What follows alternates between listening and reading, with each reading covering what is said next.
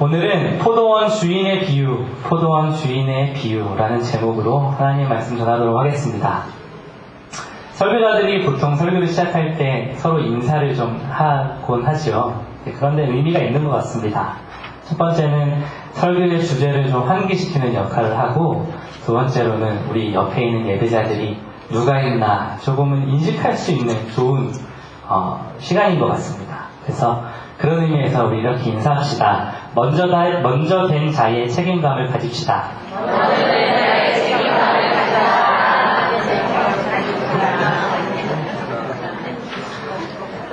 우리가 살고 있는 세상은 철저하게 경제 원리로 진행이 됩니다. 다들 경제의 또한 경제의 원리로 살아가고 있죠. 경제의 원리로 살아가다 보면 지칠 때가 참 많습니다. 왜냐하면 경제의 원리로 살아가기 위해서는 경쟁을 해야 하고요. 보통의 경우는 흑자를 남길 때보다는 적자를 기록할 때가 더 많기 때문인 것 같습니다. 어느 누군가에게 가서 물어봤을 때 너희 집의 가게는 좀 어떠니? 집의 경제가 어떠니라고 물어봤을 때에 우리 집은 참 풍족하고 넉넉해 라고 말하는 것을 본 일이 없습니다. 전부 다 정말 힘듭니다. 정말 어렵습니다 라고 이야기합니다. 한 사람 한 사람을 뜯어보면 분명히 수입이 다 다른데도 이상하게도 넉넉하게 사는 집이 없습니다. 이상한 일이죠. 우리는 하나님 나라의 백성입니다. 하나님 나라의 백성이라는 것은 하나님의 통치를 받고 살아가는 사람들의 모임을 말합니다. 하나님의 통치를 받는 사람들의 삶은 참 어렵습니다. 왜냐하면 하나님 나라의 논리로 살아가야 하는데 우리는 세상 속에 살고 있기 때문이죠. 세상의 논리와 하나님 나라의 논리는 지극히 다른데도 불구하고 우리는 세상 속에 살면서 하나님 나라의 논리로 살아내야 되기 때문에 하나님 나라의 백성으로 살아간다는 것은 정말 힘듭니다.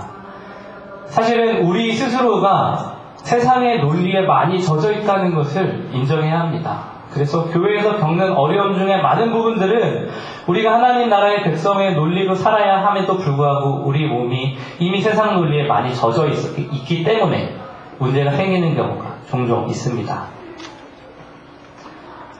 돈 얘기는 참 힘이 있습니다. 돈 때문에 살고 돈을 이용해서 살기 때문입니다. 돈이 없으면 살아갈 수가 없습니다. 결혼을 하려고 해도 돈이 필요하고 밥을 먹으려 해도 돈이 필요합니다. 우리 인생에서 특별히 지금의 시대에 돈의 영향을 받지 않고 살아가는 것은 참 쉽지 않습니다. 단언컨대 돈은 참 필요한 물질이죠. 저도 돈을 참 좋아하는데요. 그런데 신기하게도 돈은 하나님 나라의 백성이 되는 데에는 누구만큼도 기여하지 않습니다. 다시, 돈은 하나님 나라의 백성을 만드는 데는 조금도 기여하지 않습니다. 우리 인생에 대하여 돈이 가진 영향력은 지대하지만 신기하게도 돈은 구원에 대해서 아무런 힘도 가지고 있지 않습니다. 문제는 우리가 세상의 경제 원칙 속에서 살아가면서 우리는 어떤 것이 정의로운 것인가 라는 우리의 정의의 개념을 쌓을 때에 우리의 정의를 규정하는 우리의 논리가 세상의 경제의 논리와 많이 맞닿아 있다는 것입니다. 예를 들면 이런 일입니다. 똑같은 기술을 가진 기술자가 여럿이 있고 그 기술자마다 다 가진 노동력이 똑같다고 가정했을 때에는 일한 시간에 비례해서 보상을 주는 것은 아주 당연한 일입니다. 그것이 우리의 정의입니다. 세상이 말하는 세상 경제 원리의 정의이기도 합니다. 바로 오늘 이 이야기는 이렇게 세상의 경제 원리로 살아가는 자들에게 예수님께서 우리에게 베풀어 주신 비유의 이야기입니다. 오늘 이야기는 실제로 있었던 일을 예수님께서 기술하신 것은 아닙니다. 예수님이 어떤 의도를 가지고 어떤 교훈을 주시기 위해서 언제나처럼 만들어내신 스토리텔링이 능하신 예수님께서 지어내신 비유의 이야기입니다. 그러다 보니까 이 이야기에는 꽤나 심한 역설을 포함하고 있습니다. 그래서 이 본문을 대할 때 우리 마음은 사실은 조금 꺼림칙합니다. 왜냐하면 우리가 가지고 있는 정의의 개념으로는 용납하기 어려운 본문이기 때문이죠. 더욱 당황스러운 것은 예수님께서 이 본문을 이야기하실 때에 이 포도원 주인에 대해서 설명의 시작을 천국은 마치 라는 시작을 하고 있다는 것입니다. 우리는 이상하고 괴팍하게 보이는 포도원 주인, 그 주인에 대해서 예수님은 천국의 모델로서 제시하고 계십니다. 많은 사람들이, 성경을 공부하는 사람들이 성경의 본문마다 소제목을 정하곤 합니다. 그 소제목을 정할 때에 이 본문을 포도원 주인의 비유라고 이야기하는 사람들은 거의 없습니다. 아주 관용적으로 이 구절은 포도원 품꾼의 비유라고 이름 지어집니다. 왜냐하면 앞서 이야기했던 것처럼 세상 경제 논리에 익숙한 우리들은 이 이야기에서 더 동정되고 그 마음이 공감되는 대상이 포도원 주인이 아니라 품꾼이기 때문이죠. 그런데 이상하게도 예수님은 천국은 마치 포도원에 들어가려고 아침에 나온 품꾼이니라 라고 이야기하신 게 아니라 천국은 마치 품꾼을 얻으려고 나온 포도원 주인이라 라고 이야기를 하고 있다는 것이 참 큰 역설입니다. 이 이야기는 왜 사람들은 포도원 품꾼의 이야기라 이야기하고 예수님은 그 주인공을 포도원 주인으로 잡으신 걸까요?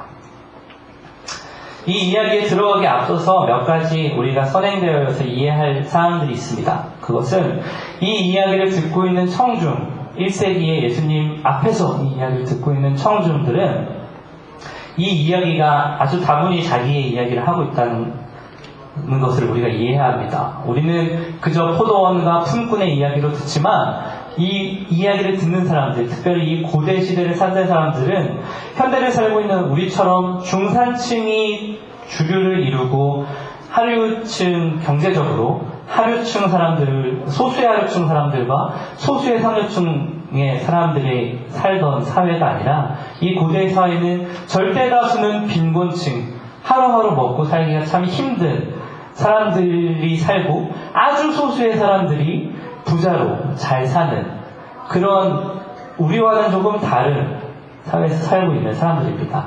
그래서 이 이야기를 듣고 있는 사람들은 누구나 한 번쯤은 이 포도를 수확하는 계절에 이 포도원 품꾼이 되기 위해 인력시장에 나가본 경험이 있는 사람들이 이 이야기를 듣고 있는 겁니다. 그래서 우리가 듣는 것보다는 훨씬 더 일상적이고 훨씬 더 자신의 이야기를 예수님께서 하고 계신 것이죠. 예수님이 참 고된 사람이셨다는 것을 우리가 잊을 때가 많습니다.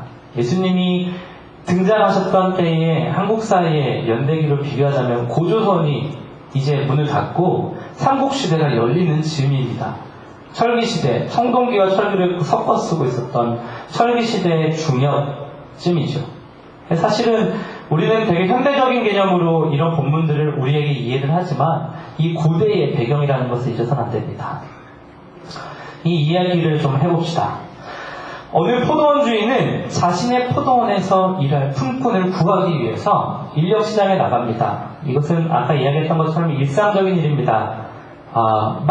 수많은 사람들이 품꾼으로 발탁되기 위해 인력시장에 나가서 아침에 기다리고 있는 것이 일반적인 일이었죠. 가장 먼저 뽑은 품꾼들에게는 하루 품삯인 한 데나리온을 약속하고 그 품꾼들을 데리고 포도원으로 갑니다. 이 한 데나리온의 품삯은 많이 들어보셨겠지만 4인 가족이 겨우 하루를 먹고 살 수 있을 정도의 음식을 살 수 있는 수준의 액수입니다.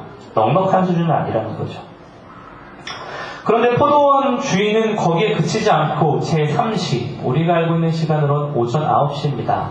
그래서 처음에 인력시장에 나갔던 시간을 성경에는 나와 있지 않지만 유대 문헌들에서 보면은 일상적으로 노동의 시간을 유대인들이 잡을 때에 오전 6시에서부터 저녁 6시까지 12시간을 잡았다고 합니다.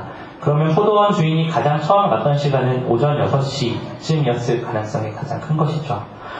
그랬는데 오전 9시, 3시간이 지난 후에 포도원 주인은 또다시 인력시장에 나가서 사람을 뽑습니다. 그런데 두 번째 사람을 뽑을 때에는 첫 번째와 같이 네가 와라, 내가 한 데나리온을 너에게 주겠다라고 하는 것이 아니라 너가 와라, 일하자, 내가 상당하게 쳐주리라 라고 이야기하십니다.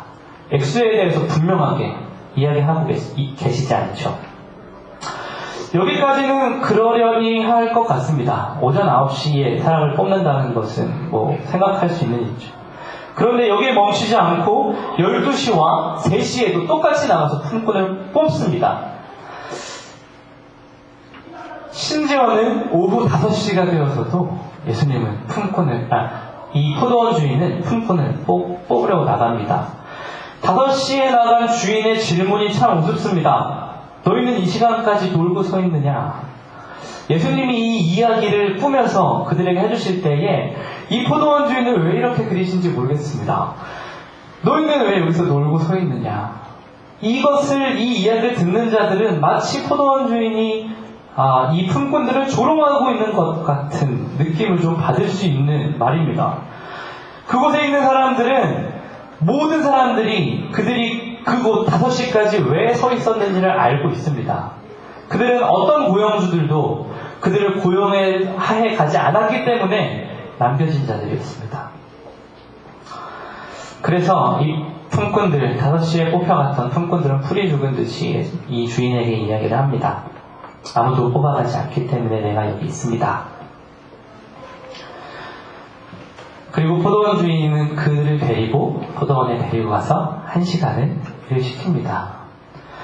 오후 6시 해질녘이 되어서 작업이 마치고 이제 품삯을 일당을 나눠주는 시간이 되었습니다. 합리적인 순서라고 한다면 먼저 일한 품꾼에서부터 나중에 일한 품꾼의 순서로 일당을 주어야 마땅할 것입니다. 그런데 이상하게도 이 주인은 청지기에게 일당을 나누어 줄 때 먼저 온 사람부터 나눠주는 것이 아니라 나중에 온 사람부터 먼저 온 자까지 꼭 한 데나리온씩을 나눠주어라 라고 이야기합니다. 이것이 이 본문을 읽는 현대의 독자가 가장 분개할 수 있는 부분입니다. 예수님께서 가장 나중에 온 자부터 품삯을 나누어 주라 한 데서 그치지 않으시고, 예수님이 알죠. 포도원 주인이 가장 나중에 일하는 사람부터 품삯을 나눠주라 한 데서 그치지 않으시고 한 데나리온씩 똑같이 나눠주라 하십니다. 이쯤 되면 가장 먼저 온 품꾼의 마음이 들뜰만 합니다. 만약 우리가 품꾼이었어도 그 마음이 들떴을 겁니다. 나이스 하는 마음이었겠죠. 1시간에 한 데나리온, 1시간 일하는 사람이 하루 일당, 그러면 난 12배, 12데나리온, 나이스, 2주 놀자.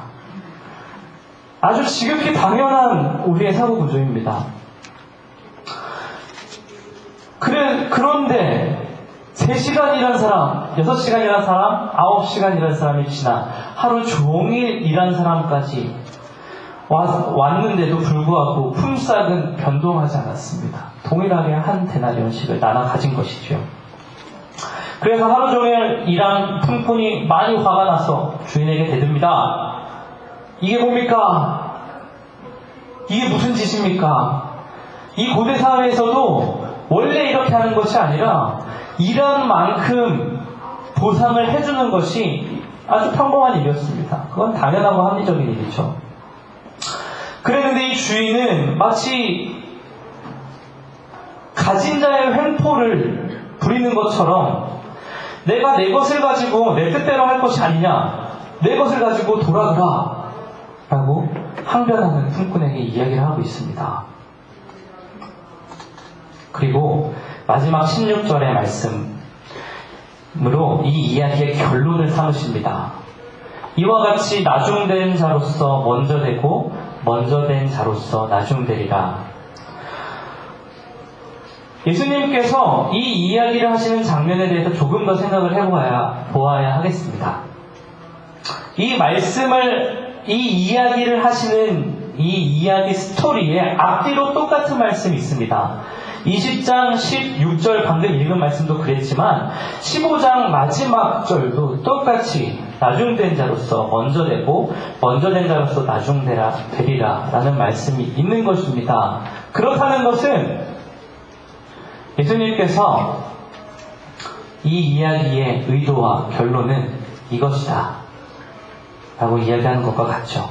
그리고 이 말씀의 대상은 사실은 제자들입니다. 마태복음 20장 이후의 스토리는 우린 잘 알고 있습니다. 예수님께서 예루살렘으로 가시지요. 그래서 예루살렘에 가셔서 똑바로 십자가의 길을 걸으십니다. 그런데 제자들은 예수님이 2번이나 내가 예루살렘에 가서 십자가 져서 죽게 될 거다 라고 직접적으로 2번이나 이야기를 하셨는데도 불구하고 제자들이 하는 이야기는 이렇습니다. 야, 천국에 가서 누가 높냐? 네가 높겠냐? 내가 높겠냐? 야, 비교할 걸 비교해야지. 내가 예수님한테 훨씬 잘하는데 야, 내가 0.2점쯤 돼. 너는 이런 이야기를 하고 있는 겁니다. 또는 한 부자 청년이 예수님께 나와서 예수님 어떻게 영생을 얻습니까? 잘난 듯이 저는 율법 다 지켰는데 어떻게 영생을 얻습니까? 이야기할 때 예수님께서 너는 다 버리고 나를 따라와라. 그거 다 지켰으면 네가 가진 걸 다 버리고 가난한 사람들한테 나눠주고 너는 나를 따라와라. 그러면 너가 영생을 얻을 것이다. 이 이야기를 들은 부자 청년이 도망을 가는 모습을 보고 제자들은 이렇게 이야기합니다. 예수님, 저는 예수님을 위해서 다 버렸는데 그럼 제가 받을 보상은 무엇입니까? 제자들이 정신 못 차리고 예수님은 십자가의 길을 향해서 똑바로 가고 있는 그 순간에 제자들이 그렇게 헤매고 있을 때에 사실은 예수님께서는 이 본문을, 이 이야기를 제자들에게 해주시는 겁니다. 이 이야기는 불합리하게 보이는 이야기가 맞습니다. 그리고 그 불합리성을 조장하는 것은 그 주인으로 보입니다. 그리고 그 품꾼은 그 횡포에 당하는 것처럼 보입니다. 그런데 이 이야기를 이해할 때에 우리는 이 이야기가 현실의 이야기가 아니라 예수님께서 어떤 의도를 가지고 상당한 역설을 사용하셔서 이것을 듣는 자들이 깊이 생각해보게 만드는 장치를 하신 것입니다. 그래서 우리는 크게 두 등장인물에 대해서 생각을 해보고 말씀을 정리하겠습니다. 첫 번째는 포도원 주인입니다. 문제의 포도원 주인이죠. 이상한 사람입니다. 포도원 주인은 조금 일을 한 사람에게는 관대한 것처럼 보이지만 열심히 땀 흘려서 하루 종일 일한 사람에게는 까칠한 것처럼 보입니다. 그러나 우리가 기억해야 할 사실이 있습니다. 그것은 이 포도원 주인이 아주 명확하게 보여주는 태도가 있다는 것입니다.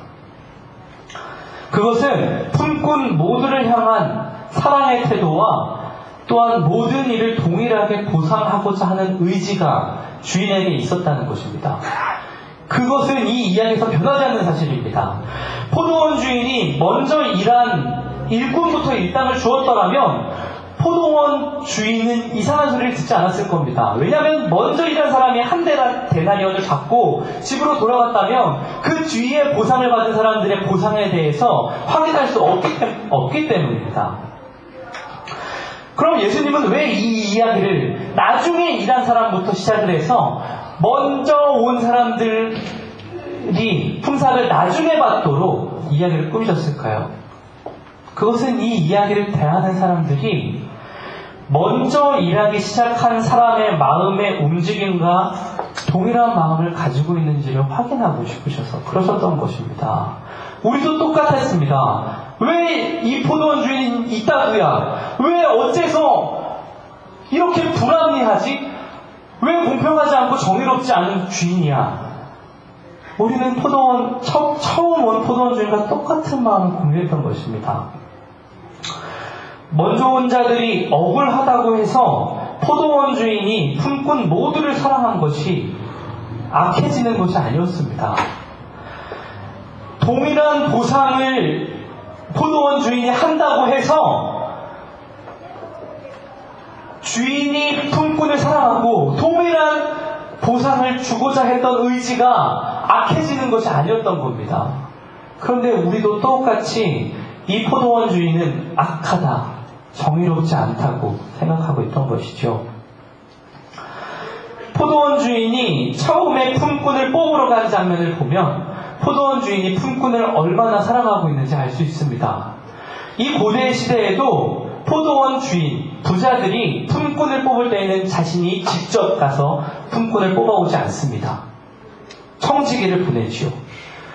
처음에 스토리를 읽다 보면 이 부자가 청지기를 쓸 만큼 재력이 없는가라고 생각될 만하지만 이 이야기는 우리에게 확인해주고 있습니다. 품삯을 나누어 줄 때 청지기를 시키고 있기 때문입니다. 이 주인은 얼마든지 청지기를 시켜서 품꾼을 뽑아오게 할 수 있었습니다. 이 주인은 품꾼을 사랑하는 마음을 가지고 있었던 것이 확실합니다. 그렇기 때문에 9시, 6시 처음에 가서 품꾼에서 인력시장을 데리고 오고 또한 9시에 오고 또한 12시와 3시와 심지어는 5시까지 갔던 것이죠. 합리적으로 생각해본다면 포도원 주인은 가장 처음 인력시장에 나갔을 때에 포도원에서 쓸 만큼의 인력을 데리고 왔다고 생각하는 것이 합당합니다. 포도원 주인이 구태여 처음부터 5번에 나눠서 품꾼을 데리고 올 것이라고 생각하는 것은 이상한 일입니다. 그렇다면 이 포도원 주인은 이 품꾼들을 아끼고 사랑하는 마음, 이 품꾼들이 하루에 품삯을 받지 않으면 그 하루를 살아가기가 어렵다는 것을 알고 있는 주인이 그 품꾼을 사랑하는 마음으로 필요 이상의 품꾼들을 쓰고 있다는 사실을 우리는 알 수가 있습니다. 우리마저도 세상의 경제의 논리로 포도원 주인을 고깝게 보고 있었던 겁니다. 실제로 포도원 주인이 악했던 것이 아니었던 것이죠. 둘째는 품꾼입니다. 더 명확하게 이야기하자면 가장 먼저 일하기 시작한 품꾼일 것입니다. 이 이야기를 처음 대할 때 가장 먼저 일하러 온 품꾼이 억울하겠구나 라는 것을 다 공감하셨을 겁니다. 저도 이 본문을 처음 낼 때 그랬습니다. 이 품꾼이 이 이야기의 가장 불쌍한 사람이다 라고 생각했죠. 이 품꾼에 대한 사실도 변하지 않는 사실이 있습니다. 그것은 이 이야기에 등장한 품꾼은 그가 받아야 할 권리를 받지 못한 것이 아니라는 겁니다. 이 품꾼은 이미 그가 일한 것에 대한 적당한 보상을 받았습니다.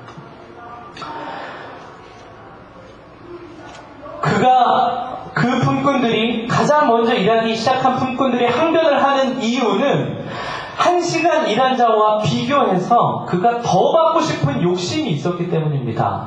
그것이 사실입니다.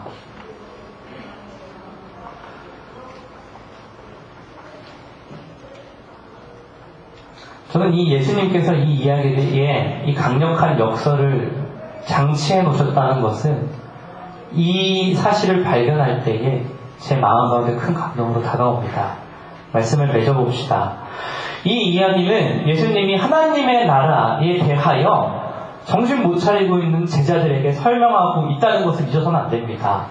그리고 깨닫게 하고자 하는 바가 있으셔서 이 이야기를 많은 사람들이 봤을 때에 좀 이상한 이야기인데? 라고 생각이 들 만큼 큰 역설을 일부러 장치하셨다는 것도 잊어서는 안 됩니다. 이것은 포도원 주인과 품꾼의 이야기가 아니라 하나님 나라에 대한 이야기입니다. 다시 한번 반복합니다. 우리는 하나님 나라의 백성입니다. 우리가 이 이야기의 캐릭터와 비교하고자 한다면 우리는 가장 먼저 이러한 품꾼과 가장 유사하지 않을까라고 생각이 합니다. 하나님의 나라의 백성이 아닌 사람들이 자연스럽게 누리고 있는 것에 대해서 상대적으로 박탈감을 누리면서 뒤늦게 복음을 접하고 소위 놀 만큼 놀아보고 누릴 만큼 누려보고 뒤늦게 복음을 전하는 자들에 대해 시기하는 마음을 가졌습니다.